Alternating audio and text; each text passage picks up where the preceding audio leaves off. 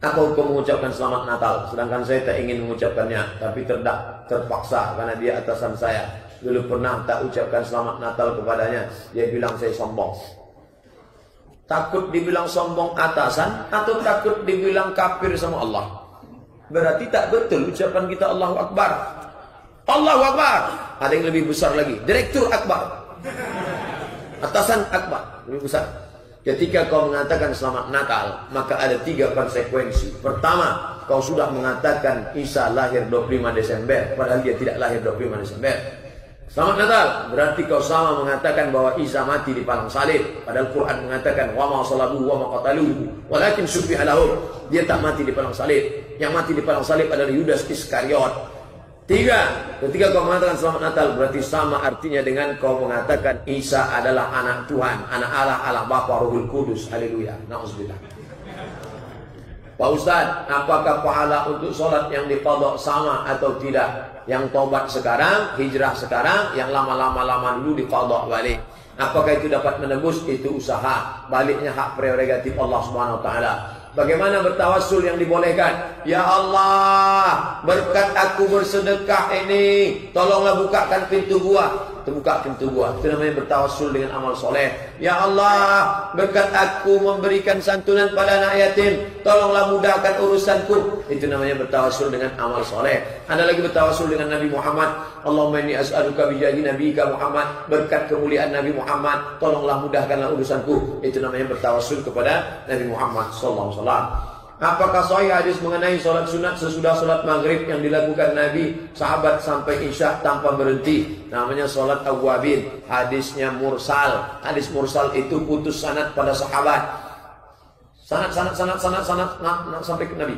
Kalau putus di bawah namanya mu'allaq. Kalau putus di atas namanya mursal. Kalau putus di tengah namanya munqati. Kalau putus 2 namanya mu'dal. 2 SKS mata kuliah ilmu hadis. Hadisnya dhaif karena sanadnya putus. Bolehkah diamalkan? Boleh. Karena hadis dhaif tetap boleh diamalkan, cukup 5 syarat. Tidak dalam masalah akidah, tidak dalam masalah hukum alat Arab, tidak ada periwayatnya yang kadzab berdusta, masih dalam fadhail amal, motivasi beramal, dan dia bernaung di bawah hadis sahih. Berdakwah wajib bagi setiap muslim. Bagaimana caranya tak sombong ujub? Berdakwah wajib bagi setiap muslim, ya. Ngajak orang sholat. Bang, yuk sholat yuk. Apa pula kita sombong ngajak orang sholat? Ngajak orang sholat kok sombong? Bagaimana supaya kita tidak ujub? Kalau nampak nanti ada ustadz pakai sorban, pakai jubah 2 lapis, pakai itu, dia bukan sombong. Dia ikut Nabi. Kenapa dia pakai sorban? Nabi pakai sorban. Kenapa dia pakai jubah? Nabi pakai jubah. Kenapa ustadz tak pakai sorban, tak pakai jubah? Panas. Udah saya coba. Khutbah saya di masjid Namirah. Wah, pakai jubah 2 lapis. Panas. Udahlah pakai jubah 2 lapis, parkir jauh pula. Sangkut pakai jubah 2 lapis dikasih parkir. Konstantinopel direbut setelah 800 tahun dari zaman Nabi. Lalu kapan Roma jatuh ke tangan kaum muslimin?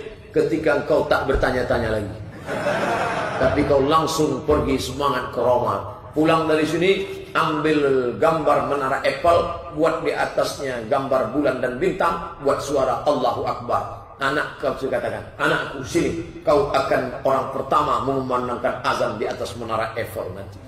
Begitu ayah Muhammad Al-Fatih dulu, anakku Muhammad, itu Konstantinopel, kau akan merubahnya menjadi negara Islam. Begitu satu janji Nabi.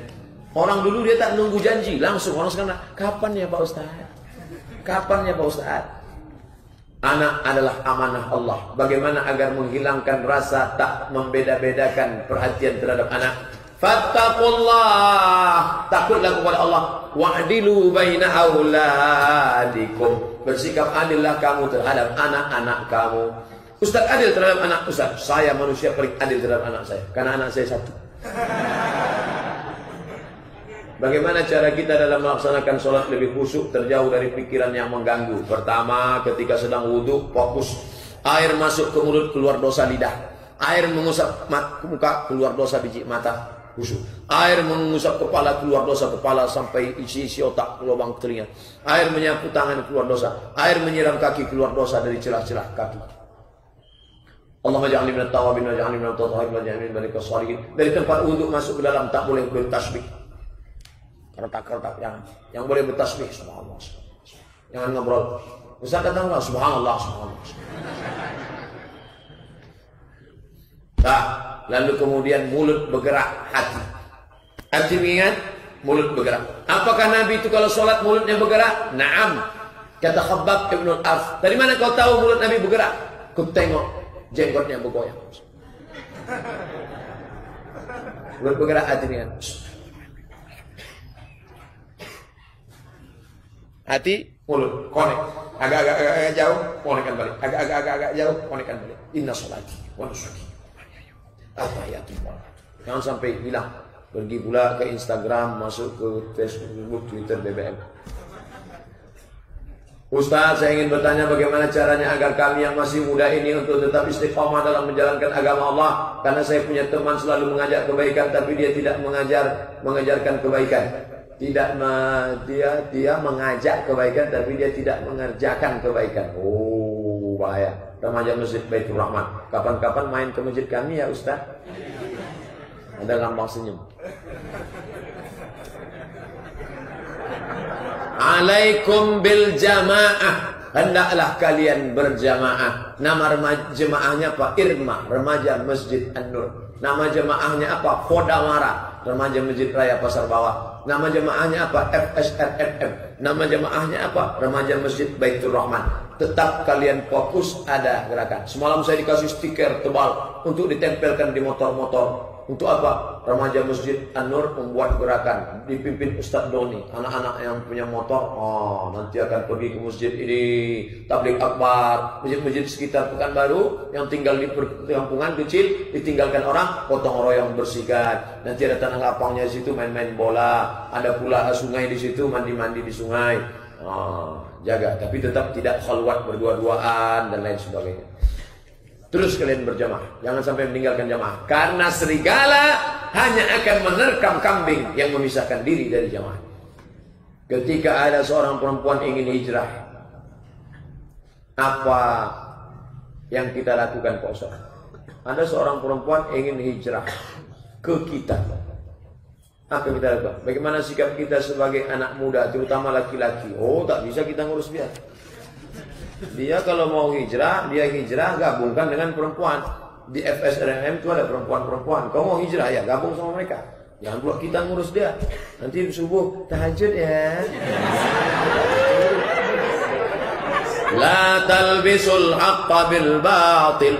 Ustaz Somad, saya mau ikut pengajian nih, gimana? Nih kontaknya. Kau hubungi anak remaja Masjid Kodamara, Irma, FSRM, ikut sama mereka. Gabungkan diri sama mereka. Tak ada waktu untuk ngurus-ngurus seperti ini.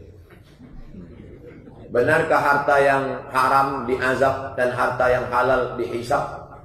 Harta yang haram, wa may yaghlul ya'ti bima ghalla yaumal qiyamah. Siapa yang curang, dia akan membawa kecurangannya hari kiamat.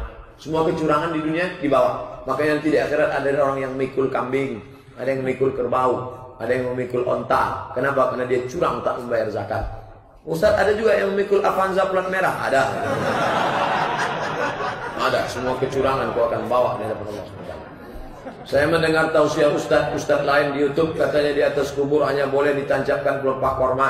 Jika tidak ada pelepah korma, apa gantinya? Apa boleh tabur bunga dan siram air wangi? Tentang masalah pelepah korma bisa diganti yang lain, pelepah sawit, pelepah kelapa. Yang penting makhluk hidup bertasbih. Semua pokok-pokok kali ini bertasbih. Tentang masalah menyiramkan air, dalilnya hadis sahih. Nama anak Nabi yang meninggal namanya Ibrahim. Nama emak Ibrahim itu adalah Maria Kiptia. Ketika selesai disiramkan air. Kenapa disiramkan air? Karena tanah pasir itu gembur. Kalau disiram air dia padat. Kalau tanah gembur nanti digali oleh serigala, dikunyahnya balik jenazah itu. Nah, maka disiramkan air. Jadi kalau ditanya orang, kenapa kau siram? Biar supaya padat dia. Bukan disiram air itu dia mau minum di bawah. Pertanyaan, apakah darah Buddha Myanmar yang membantai umat Islam itu halal? Jika tidak, apakah Buddha Indonesia boleh juga diperangi? La yana'akumullahu 'anil ladina lam yuqatilukum fid din wa lam yukhrijukum min diyarikum.